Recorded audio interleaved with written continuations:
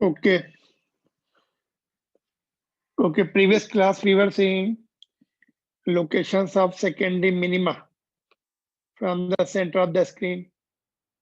तो मिनिमा की condition use करके और theta is equal to R का पान रेडियस से theta is equal to Y N by D से इक्वेट करके ये निकाला था हमने।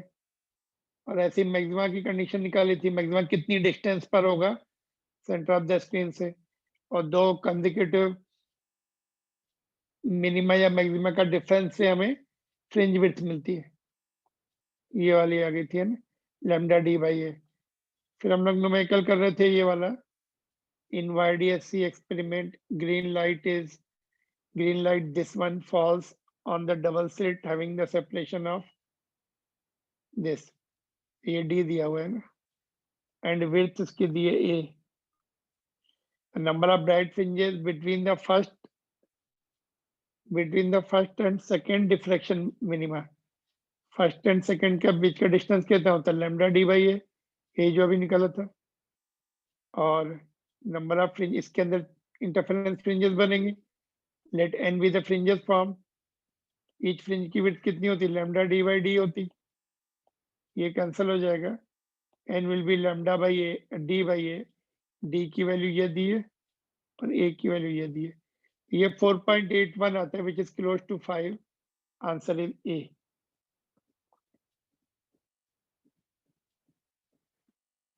क्लियर? तो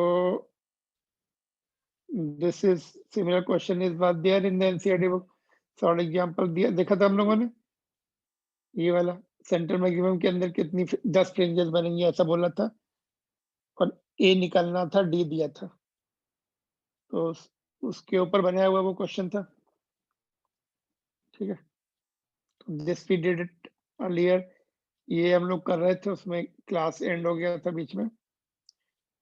now write the differences between interference and diffraction.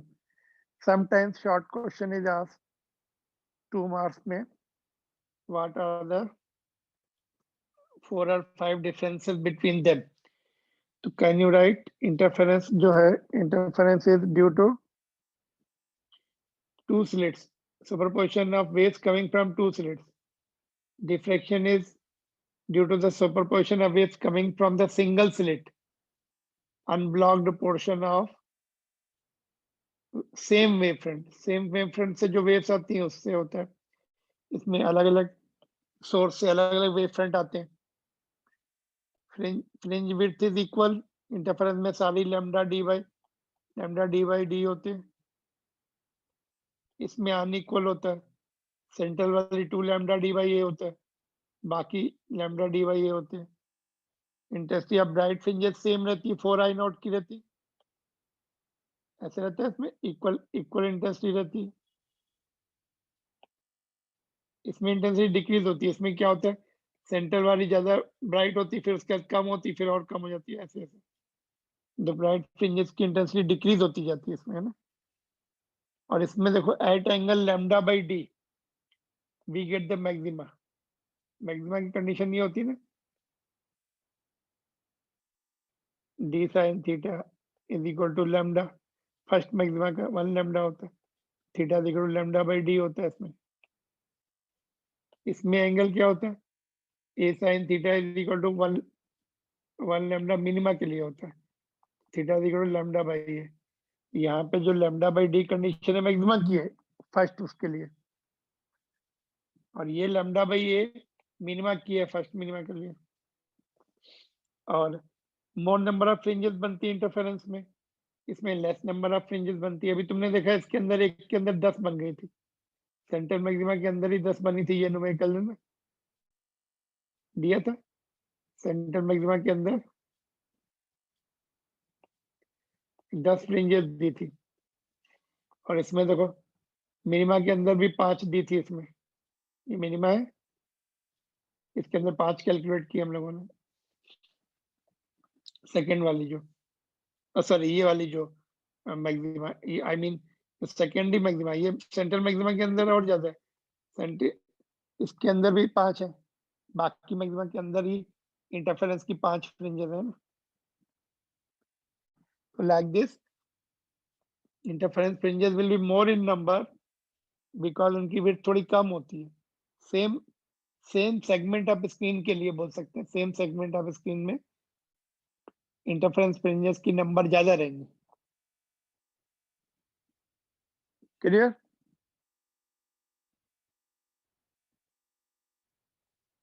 तो ये 5 डिफरेंसेस हैं, you can just note down, boards examination में रेगुलरली आते हैं।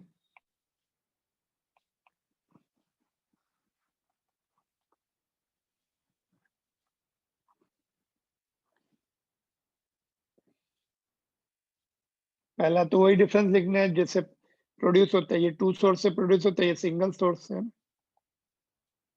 सिंगल स्लिट से आती है waves.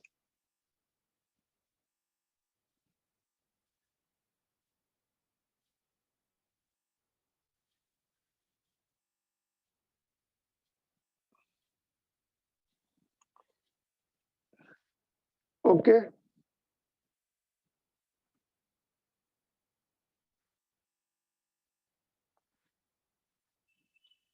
so this is the important point. You have to remember any 4 differences at least for 2 marks. ठीक है?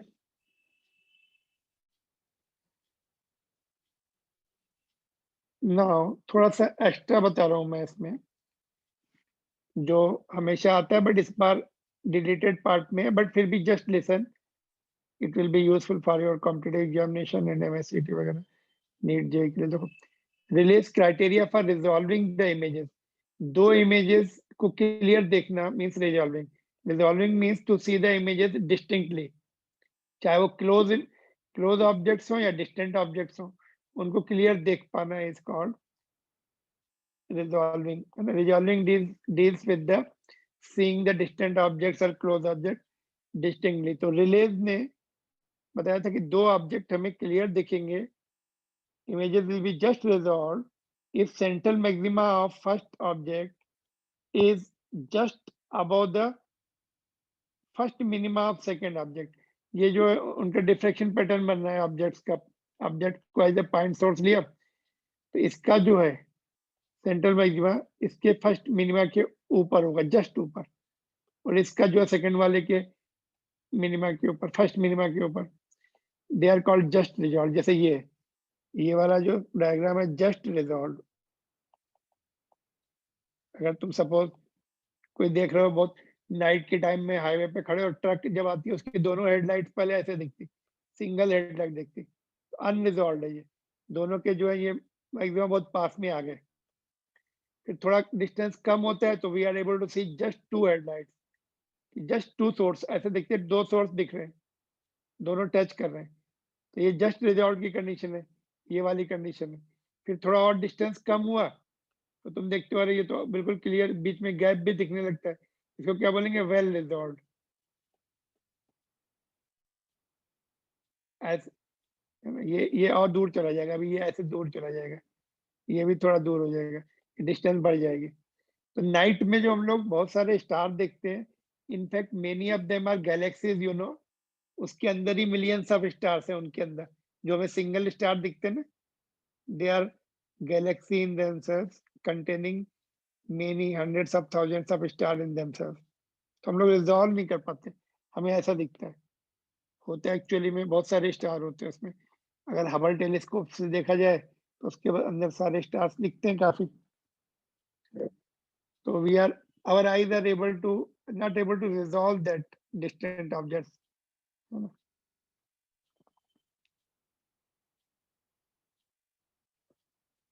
टेलीस्कोप का देखेंगे, रिजॉल्विंग पावर और लिमिट ऑफ रेजोल्यूशन। तो टेलीस्कोप की लिमिट ऑफ रेजोल्यूशन जो होती है, क्या होती है वो, सपोज ये डिस्टेंट स्टार्स हैं, उनको हम अर्थ से देख रहे हैं या किसी माइक्रोस्कोप या आई मीन टेलीस्कोप से देख रहे हैं, या हम डायरेक्ट भी देख रहे हैं, तो it is the minimum angular separation between the distant objects which a telescope can just see them as a distinct object। ये जो एंगल होगा ये डेल्टा थीटा होगा, इसे क्या बोलते हैं, limit of resolution. Delta theta किस पे डिपेंड करता है, wavelength of light coming 1.22 lambda upon D. D is the diameter of objective lens. Objective lens resolve करने में हेल्प करता है. अपर्चर ऑफ ऑब्जेक्टिव लेंस और डायमीटर ऑफ ऑब्जेक्टिव लेंस. जितना ज्यादा बड़ा होगा डायमीटर, उतना ज्यादा लिमिट, उतनी जो है लिमिट ऑफ रेजोल्यूशन कम हो जाएगी. मतलब कम एंगल पे भी बहुत क्लोज ऑब्जेक्ट्स को भी हम देख पाएंगे. डिस्टेंट क्लोज ऑब्जेक्ट को क्लियर देख पाएंगे. ह्यूमन आइज में तो बहुत छोटा लेंस होता है, उसका डायमीटर बहुत कम होता है, इसलिए हम लोग रिजॉल्व नहीं कर पाते डिस्टेंट ऑब्जेक्ट को. बट जो टेलीस्कोप होते हैं उसमें बहुत बड़े बड़े लेंस लगाते हैं, तो रिजॉल्व कर लेता है वो. मतलब इसके रेसिप्रोकल को रिजॉल्विंग पावर बोलते हैं. ये क्वेश्चन है एनसीईआरटी बुक में, solve example. But board examination point of view you can skip this. Value put करके सॉल्व करना है. इंचेस को सेंटीमीटर मीटर में कन्वर्ट करना पड़ेगा ना.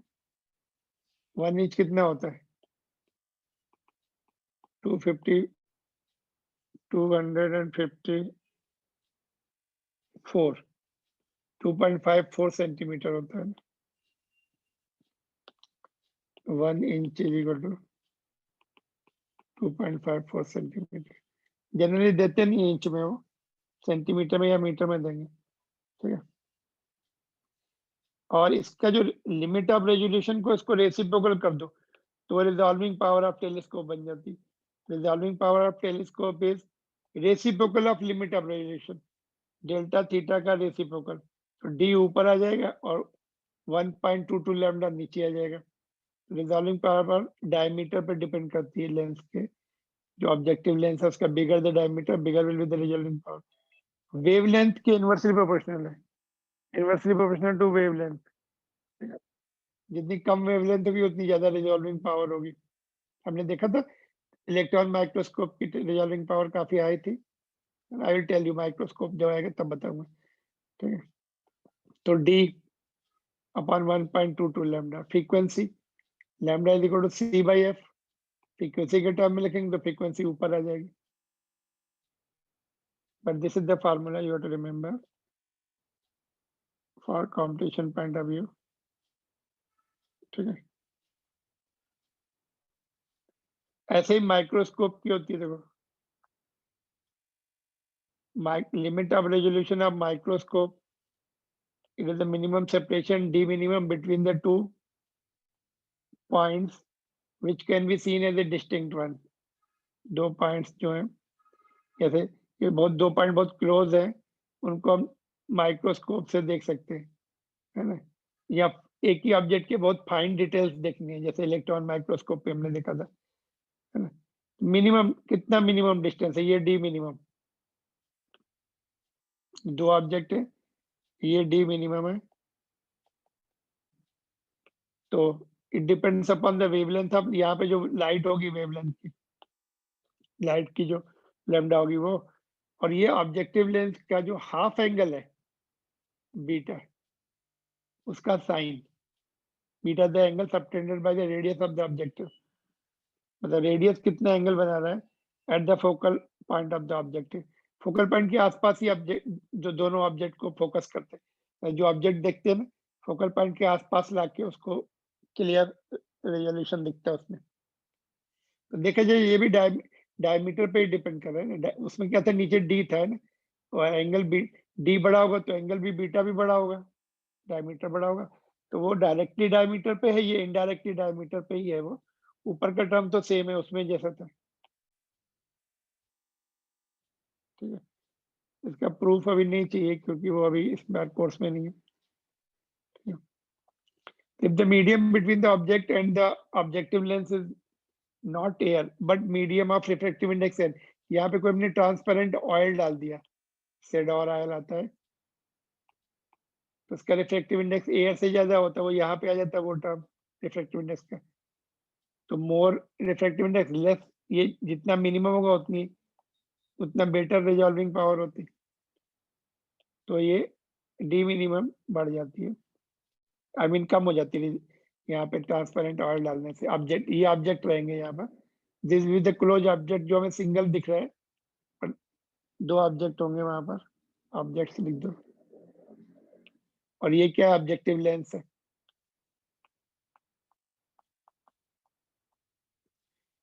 ऑब्जेक्टिव लेंस, ठीक है। न्यूमेरिकल अपर्चर किसको बोलते हैं? What is the numerical aperture? N short में लिख सकते हैं।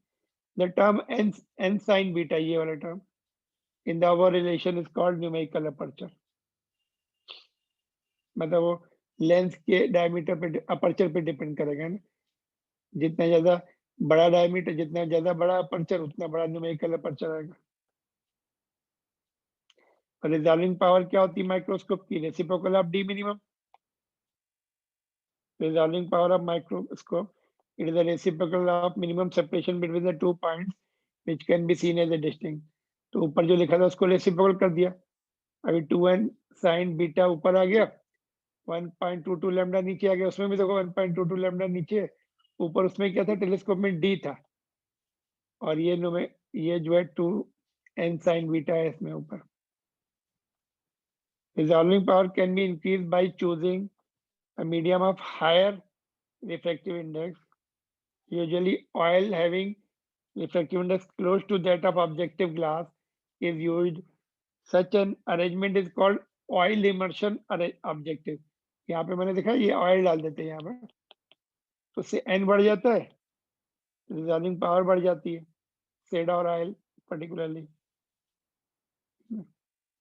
तो देखो ये रेसिप्रोकल ऑफ लैम्डा है।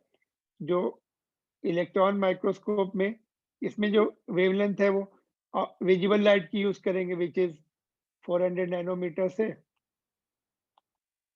800 नैनोमीटर तक है रफली, या 700 नैनोमीटर तक है रेड लाइट की। बट इलेक्ट्रॉन माइक्रोस्कोप में जो wavelength of moving electron, de Broglie wavelength of moving electron is used, which is 0.1 nanometre, है ना। तो कितना हो गया? 4000 टाइम्स लेस हो गया, तो रिजॉल्विंग पावर जो है 4000 टाइम्स मोर हो गई, है ना। तो इसीलिए इलेक्ट्रॉन माइक्रोस्कोप की रिजॉल्विंग पावर बहुत हाई होती है,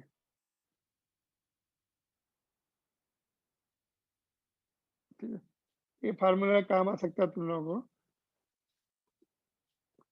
और नोट पे देखते हैं, telescope provides images of far objects near to our eyes, therefore objects which are not resolved at far distances can be resolved by looking them through the telescope।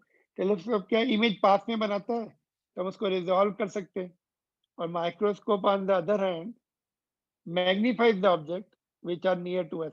हमारे पास ही होते हैं छोटे छोटे ऑब्जेक्ट, छोटे मतलब जो क्लोज ऑब्जेक्ट्स है, उनको मैग्नीफाई कर देता है and produces their larger image. Hence telescope resolves whereas microscope magnifies। Telescope जो है वो जनरली रिजॉल्व करके हमें बड़ी और क्लियर इमेज दिखाता है, और माइक्रोस्कोप हमें मैग्नीफाई करके बड़ी इमेज दिखाता है, बड़ी और क्लियर इमेज दिखाता है। अच्छा, रिजॉल्विंग पावर की यूनिट क्या होगी? बोलो, what will be the unit of resolving power? इसकी तो यूनिट होती नहीं, इसकी भी नहीं होती। लैम्डा की यूनिट क्या होगी? मीटर, तो पर मीटर हो जाएगी रिजॉल्विंग पावर। क्लियर? और इसकी रिजॉल्विंग पावर, ये वाली जो रिजॉल्विंग पावर देखी हमने टेलीस्कोप की, इसकी क्या यूनिट होगी? It will not have unit, because ऊपर भी मीटर नीचे भी मीटर, तो one of the resolving power has no unit. तो one of the resolving power has unit and dimension, other doesn't have the unit and dimension. Telescope की नहीं होती, देखो इसमें डायमीटर है, वो भी मीटर है, वेवलेंथ भी मीटर में, गेट कैंसर। तो one of them has the resolving power, because एक तो ये एंगल के उससे आई, एंगल का रेसिप्रोकल है ना, तो एंगल की of course unit radian, radian inverse लिख सकते हैं ना, है ना। डायमेंशन नहीं होगी, नो डायमेंशन। इसमें थोड़ा बुक्स में यूनिट बारे में बात नहीं की गई है, लेकिन यहाँ से हम बोलेंगे तो रेडियन इनवर्स बोल सकते हैं। डायमेंशन नहीं होगी, डायमेंशन नहीं होंगे, but unit can be argued, है ना। कि भाई रेसिप्रोकल ऑफ मिनिमम एंगल है तो विच इज रेडियन, तो रेडियन इनवर्स हो जाएगी, है ना?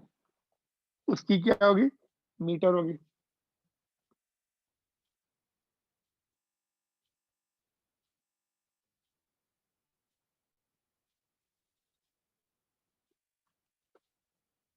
Now we are going to see the third phenomena called polarization of light. तो polarization of light जो है, this is the third phenomena. Polarizing sheets आती हैं, ठीक है? They are called polarites, which are used to control the intensity of light in sunglasses, window panes, also used in photographic cameras and 3D movies and windscreen of the car.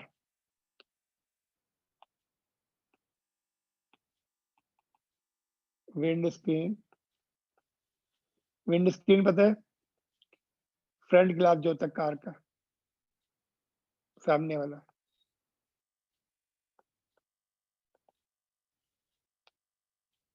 ये सब polarising material से बने होते हैं। तो क्यों ऐसा क्या रहता है इसमें? We are going to learn, we are going to see polarization is what and how it happens and what are the laws in this, what are the methods of polarizing the light. देखो, polarising समझने के लिए ये imagine करो, consider रोप जिसका one and इधर connect कर दो, other end you keep it in your hand, you give the jerk up down, तो ऐसे मैकेनिकल वेव्स बनेगी, ट्रांसवर्स वेव, है ना? ठीक है, which are vibrating in X Y plane, ये एक्स है, ये वाई, ठीक है? एक्स वाई प्लेन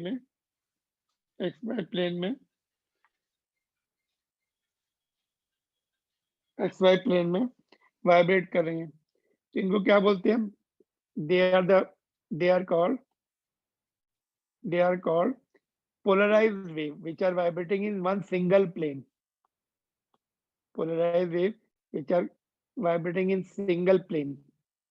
अगर यहाँ से हम जर्क ऐसे हॉरिजॉन्टल भी दे, इंक्लाइन भी दे, तो फिर ये the wave which we get will be in which are vibrating in many planes, तो unpolarized हो जाएंगे.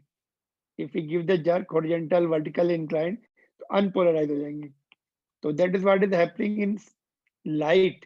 जो लाइट अपने पास होती है, सपोज तुमने लेजर लाइट फोकस की कहीं पर, तो उसमें, और नॉर्मल लाइट जो है वो भी, तो उसमें बहुत सारे हर डायरेक्शन में वाइब्रेशंस होते हैं, ऐसे भी वाइब्रेशंस होंगे, हॉरिजॉन्टल भी होंगे, इंक्लाइंड भी होंगे, लाइक दिस. तो normal light coming from the source is vibrating in many planes. It is called unpolarized light. But if we are able to restrict the vibration in one single plane, then it is called plane polarized light. Polarization of light क्या होता है? Restricting the vibrations like this of light wave in one single plane is called polarization, and this light is called plane polarized light. Only transverse wave can be polarized. जो transverse wave है उनको polarise कर सकते हैं.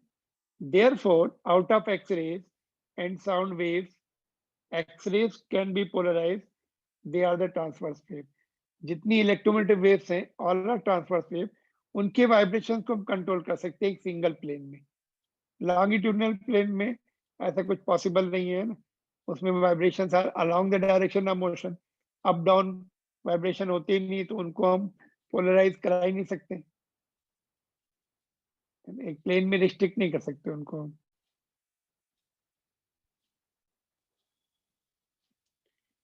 ठीक है, तो restricting the vibration in one single plane is called, and there are three methods to do that. 3 method से हम देखेंगे लाइट को पोलराइज कराते क्यों है, उसका भी एडवांटेज है. कैमरा में तो इंटेंसिटी कंट्रोल करना है, फिल्टर करना, एक्स्ट्रा लाइट को फिल्टर आउट कर देना है जितनी चाहिए, है ना? 50% से लेकर 0% तक, 50% तो 50% से 0% करा सकते हैं विद द हेल्प ऑफ पोलराइड्स। 50% करनी है तो एक ही पोलराइड लगाना पड़ता है, उससे और कम करनी है तो 2 लगाने पड़ते हैं। तो पोलराइड्स क्या होते हैं? दे एक नेचुरली फाउंड भी होते हैं, मतलब ये they are naturally they are found, they are certain substances found in nature which are the long chain molecules, उसके अंदर long chain molecules होते हैं aligned in particular directions. Electric field vector along the direction of aligned molecules gets absorbed. जो molecules suppose ऐसे ऐसे, तो उस ये वाइब्रेशन तो ऑब्जॉर्ब हो जाएंगे, है ना? Therefore light gets polarized with the electric field vector oscillating along the direction जो perpendicular वाले होंगे, perpendicular to the aligned molecules, they will be crossing, है ना? जैसे इस तरह से गैप में से निकल के आएंगे ये वाले, यहाँ से लाइट आएगी बाहर, ये वाले, और ये वाली लाइट जो अब्जॉर्ब हो जाएगी ये वाले कंपोनेंट। एंगल वालों का क्या होगा? एंगल वाले लॉन्ग चेन मॉलिक्यूल की तरफ जो होंगे वो अब्जॉर्ब हो जाएंगे, जो इसकी परपेंडिकुलर होंगे वो बाहर आ जाते हैं। तो परपेंडिकुलर वाले बाहर आते हैं, जो लॉन्ग चेन मॉलिक्यूल के परपेंडिकुलर है, तो एंगल में जो है वो उसके कंपोनेंट बाहर आएंगे बस। तो 50% लाइट जो है बाहर निकल पाती है पोलराइड को क्रॉस करने से। वो they are certain chemical structure, long chain molecule होते हैं उसके। तो और this direction is known as a pass axis, जिससे लाइट जो वाइब्रेशन बाहर निकलते हैं उनको पास एक्सिस बोलते हैं। लेट अस सी डायग्राम, जैसे ये है इस तरह से, तो ये जो ये पास एक्सिस होते हैं ये वाले, इसके वाइब्रेशन बाहर आ जाएंगे। एक ही एरो दिखाया पूरी लाइट का, जो है जितने भी लाइट आ रही वर्टिकल प्लेन में वाइब्रेट कर रही है एक प्लेन में, ठीक है? तो ये वाले अब्जॉर्ब हो जाएंगे। तो देखते हैं आगे।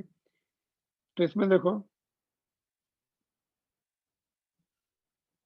विंड स्क्रीन का मैंने बता दिया, front glass up is made from the polarides by adding long chain molecules between the two glass sheets.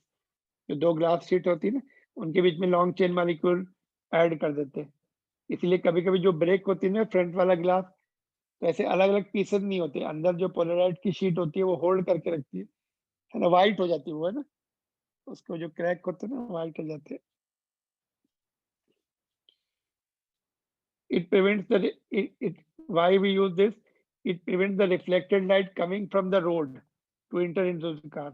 Road पे जो लाइट पड़ के जो रिफ्लेक्ट होके आती है वो अब्जॉर्ब हो जाते हैं, वो वाइब्रेशन वो उसको अब्जॉर्ब कर लेती है, तो ग्लेयरिंग इफेक्ट नहीं होता है। जो डायरेक्ट वाली लाइट होती है वो आ जाती है, वो भी 50% आ पाती है, 50% अब्जॉर्ब हो जाती है। लॉन्ग चेन मॉलिक्यूल आधी लाइट को अब्जॉर्ब कर लेते हैं और आधी लाइट ही इंटर होती है। सामने वाले ग्लास होता है ना कार का, कार हो गया या एरोप्लेन या ट्रक, है ना, तो सामने वाले ग्लास से 50% ही लाइट आती, बिकॉज दे आर पोलराइड्स।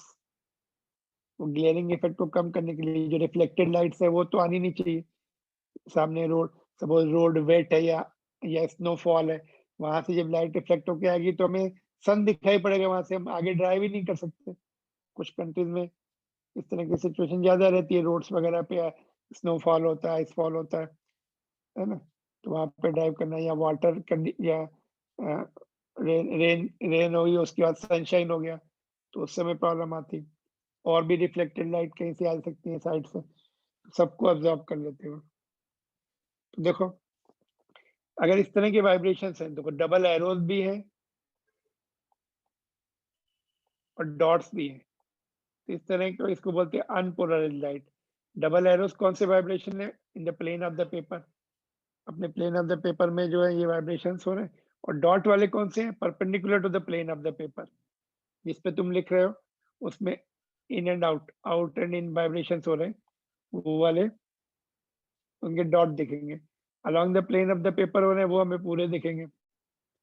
अगर हमें केवल हमने एरो बनाई है, डबल एरोस, तो ये किसको रिप्रेजेंट करेंगे? पोलराइज लाइट को रिप्रेजेंट करेंगे, है ना। और डॉट्स बना है तो ये भी polarise vibration perpendicular to the plane, और ये कौन से? Parallel to the plane, parallel to the surface और parallel to the plane. So these are the polarized lights and this is unpolarized light, ठीक है। तो ये सपोज ये पोलराइड है ऐसा, यहाँ पे अनपोलराइज लाइट पड़ रही है इसके ऊपर, अनपोलराइज लाइट, जिसकी इंटेंसिटी आई नॉट है। इससे जब क्रॉस होगी, ये इसका पाथ एक्सिस है, तो ये परपेंडिकुलर वाइब्रेशंस रहेंगे और इंटेंसिटी कितनी हो जाएगी? हाफ। तो सिंगल पोलराइड से जब लाइट क्रॉस होती है तो आधी इंटेंसिटी क्रॉस हो पाती है। 50% intensity is absorbed by the long chain molecules of the polarizing sheet.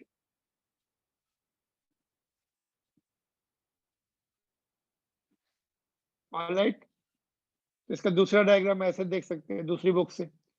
ये इंसिडेंट लाइट है जिसमें वाइब्रेशंस ऐसे, अनपोलराइज्ड लाइट है, इंटेंसिटी आई नॉट है, ये पोलराइजिंग शीट है, ये वाले वाइब्रेशंस क्रॉस हो पाएंगे।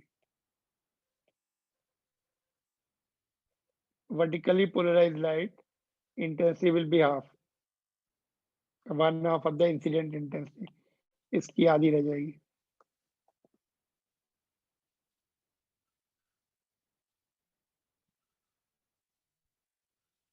ठीक है, clear polarizing. Could you understand? Polarization of light is restricting the vibrations in one single plane. It has many uses, including car, cameras, sunglasses, and all. Only transverse waves can be polarized. Longitudinals cannot. Transverse waves को हम उसके vibrations को control कर सकते हैं एक particular plane में, ठीक है। All right. Now there are 3 methods to polarize the light. We'll see one by one. देखो पहला तो ये है,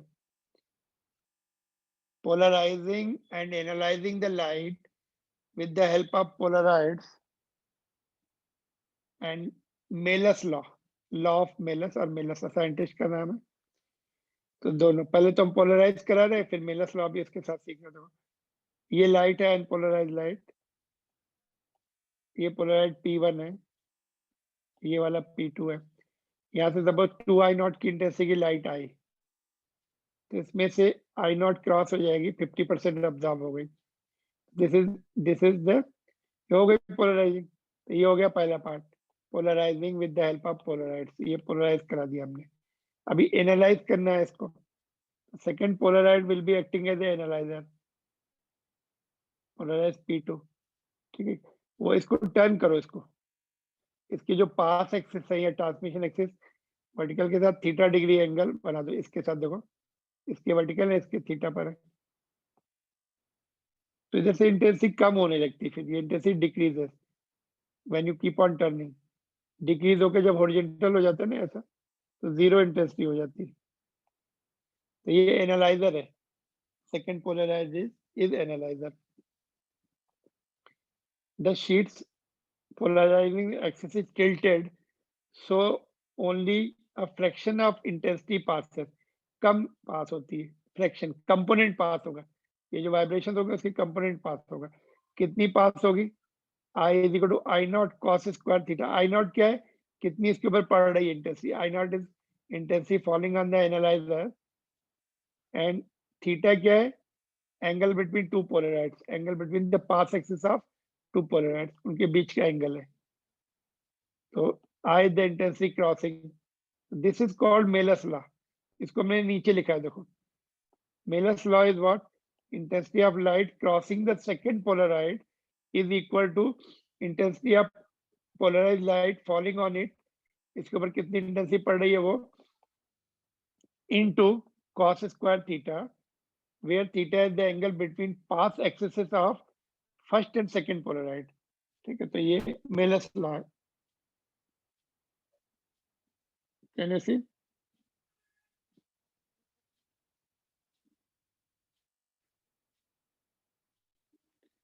This is the first method and also law of Malus included in this. First method of polarizing. Clear? This is important. This is important. Malus law के questions काफी आते हैं boards में and competitive examination में. We'll do some of the numericals just now.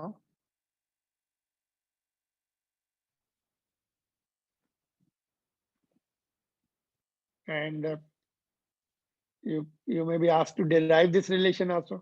हम लोग उसका derivation भी देख लेते हैं, ब्रीफ डेरिवेशन है इसका। आई थिंक अभी फिनिश हो जाएगा टाइम, है ना, उसके बाद रिज्वाइन करेंगे तब देखते हैं ना। इसमें कोई डाउट है? सपोज यहाँ से देखो 10 SI यूनिट की लाइट पड़ी, यहाँ पे कितनी आएगी 5 SI यूनिट, तो उसके बाद कितनी आएगी वो एंगल पे डिपेंड करेगा। एंगल 90 कर दो तो 0 हो जाएगी। 5 SI यूनिट से 0 तक इससे कंट्रोल कर सकते हैं। कैमरे में ऐसे ही किया जाता है, जितनी लाइट चाहिए, पर्टिकुलरली जब ओवर एक्सपोज्ड होता है ना, डे टाइम में जब शूटिंग होती है, तो उस समय फिल्टर लगा देते हैं ऐसे पोलराइजर के, तो कम लाइट आती, तो इसीलिए सीन्स बहुत ब्यूटीफुल दिखते हैं हमें, है ना, मूवीज के। बट डे टाइम में हम वैसे देखते तो इतना वो नहीं दिखता। बहुत ज्यादा लाइट दिखने से भी scenes are natural scenes are not that beautiful, particularly